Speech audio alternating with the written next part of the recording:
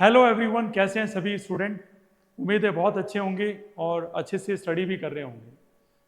अब एक सरप्राइज जो मैंने आपको कहा था कि फ्री बैच हमारा शुरू हो रहा है, तो मैं वही सरप्राइज आपके सामने लेके आया हूँ और आप स्क्रीन पे देख भी रहेंगे कि मैंने खाली जीवी फाउंडेशन आपका शो किया हुआ है। ठीक है, सब्जेक्ट साइंस हम लेके आए हैं और यहाँ आपके लिए सरप्राइज क्या है। तो सरप्राइज ये है डियर स्टूडेंट कि हम आज यहाँ जो डिस्कस करने वाले हैं वो है आपका केमिस्ट्री का चैप्टर नंबर 1, जिसका नाम है केमिकल रिएक्शन एंड इक्वेशन।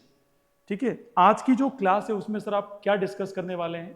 तो ऑल माय डियर स्टूडेंट, मैं यहाँ जो डिस्कस करने वाला हूँ वो दो टॉपिक डिस्कस करूंगा। एक तो हम इंट्रोडक्शन देंगे आपको कि केमिकल रिएक्शन और इक्वेशन क्या है, एज वेल एज उसके बाद बात करेंगे केमिकल इक्वेशन की।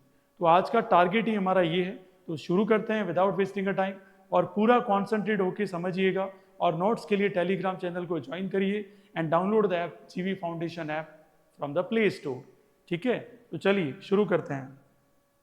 सबसे पहले अगर डिस्कस करें तो जो हमें यहाँ बहुत अच्छे से समझने की कोशिश करनी है, that concept is very important for our point of view of understanding. तो पहले समझ लीजिए अच्छे से, जहाँ जहाँ कोई डाउट हो तो आप मुझे कमेंट कर देना। I will try to clear all your doubts. ठीक है, तो सबसे पहले यहाँ जो हमें समझना है कि व्हाट इज केमिकल रिएक्शन और इक्वेशन। एक तरीके से मैं कह सकता हूँ, जब भी कोई दो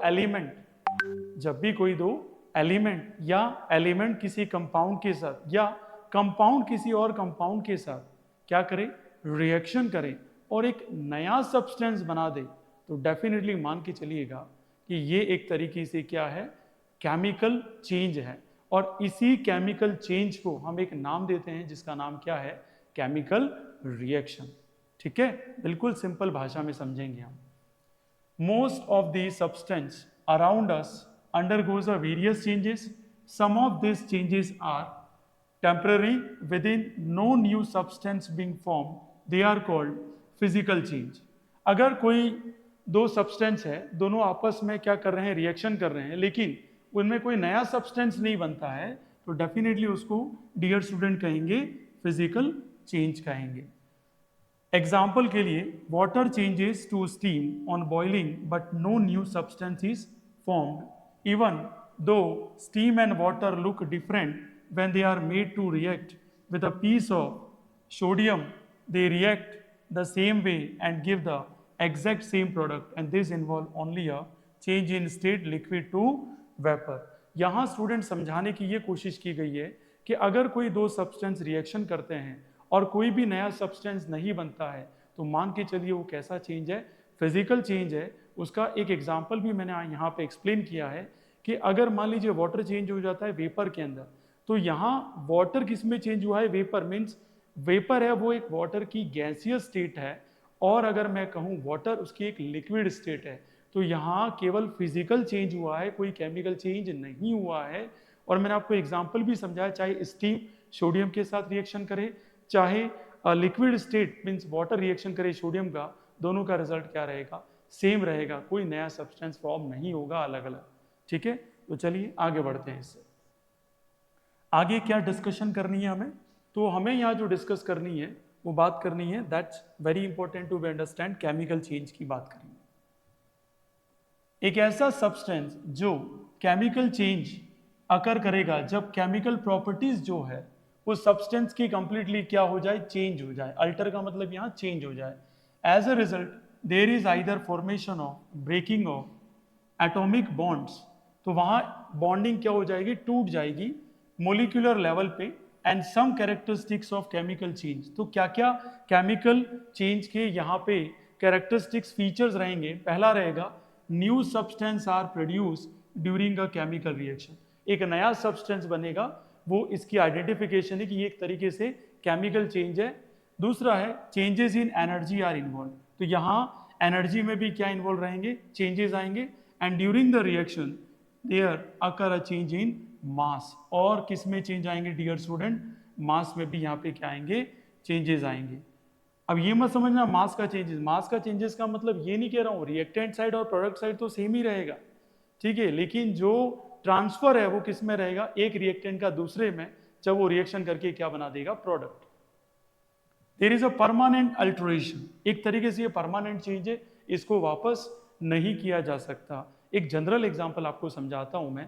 घर में आपने देखा होगा कि मिल्क से मम्मी क्या बनाती है, दही बनाती है। तो डेफिनेटली जो ये मिल्क से कर्ड बनाने का प्रोसेस है वो परमानेंट चेंज है।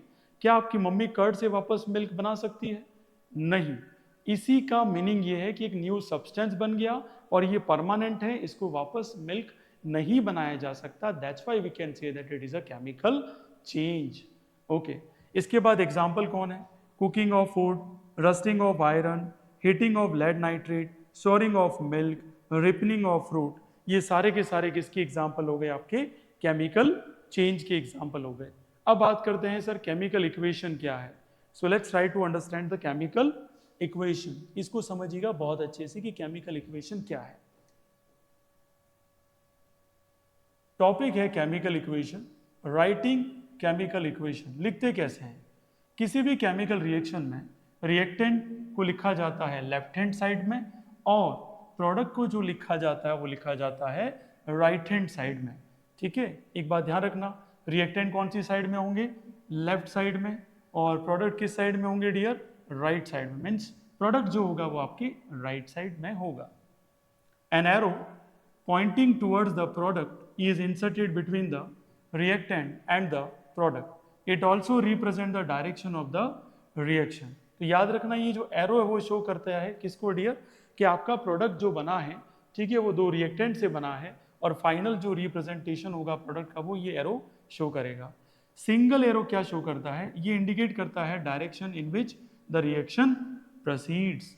किस डायरेक्शन में रिएक्शन हुई है इसको सिंगल एरो रिप्रेजेंट करता है। डबल एरो क्या रिप्रेजेंट करता है? ये रिप्रेजेंट करता है कि ये रिएक्शन रिवर्सिबल है। मीन्स प्रोडक्ट से वापस क्या बन सकते हैं? रिएक्टेंट्स, और रिएक्टेंट से वापस क्या बन जाएंगे? प्रोडक्ट। ठीक है, प्लस साइन इंडिकेट करता है इंसर्टेड बिटवीन द टू और मोर रिएक्टेंट्स और प्रोडक्ट फॉर्म। तो ये पॉजिटिव साइन जो है, जैसे मैंने कहा सोडियम की रिएक्शन किसके साथ कराई? क्लोरीन के साथ, क्या बना? NaCl। ये प्लस साइन इंडिकेट करता है कोई चीज ऐड हुई है, मतलब सोडियम में क्या ऐड हुआ डियर स्टूडेंट? क्लोरीन ऐड हो गया। If reaction are carried out under specific condition of temperature, pressure और catalysed etcetera, then this condition are mention on the arrow. अगर कोई रिएक्शन किसी स्पेसिफिक टेम्परेचर में, प्रेशर में और कैटालाइज के प्रेजेंस में हुई है तो उसे डेफिनेटली आपको एरो पे रिप्रेजेंट करता हुआ दिखाया जाएगा। ठीक है, तो वो एक तरीके से केमिकल इक्वेशन के कंडीशंस है जो हमें बहुत अच्छे से समझना है। इसके बाद हमें जो डिस्कस करना है at the end of class, तो वो देखिएगा। Okay, the chemical equation can be made more informative by mentioning the physical state of the reactants and the product. अब आपने देखा होगा कई दफ़ा आपने ये मेंशन चीज़ें देखी होगी ब्रैकेट के अंदर। जैसे यहाँ पे देखा आपने H2 एक गैस है और ऑक्सीजन लेके आ गए डियर स्टूडेंट। ठीक है, तो ऑक्सीजन भी यहाँ क्या है? गैस है। दोनों ने मिलके क्या बना दिया डियर स्टूडेंट? प्रोडक्ट बना दिया। अब ये जो ये प्रोडक्ट फॉर्म कर रहा है उनमें यहाँ हमने क्या रिप्रेजेंट किया ब्रैकेट में? एडिशनल इंफॉर्मेशन हमने स्टेट ऑफ एलिमेंट की शो की गई है। जैसे कई दफ़ा आपने ये देखा होगा HCl बना, किससे बना? H+Cl- से बना। यहाँ बना G और यहाँ पे भी ब्रैकेट में G मेंशन कर दिया और इसको भी G मेंशन कर दिया, एरो शो कर दिया।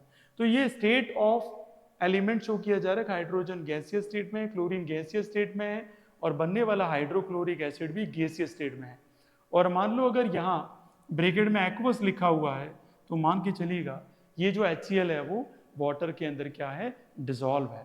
Okay, that's very informative additional information that always mentioned in the chemical equation. If a gas is liberated as a product, then it represented by arrow pointing upward. मान लीजिए gas liberate हुई है, release हुई है, तो जो arrow है वो पॉइंटिंग अपवर्ड होगा।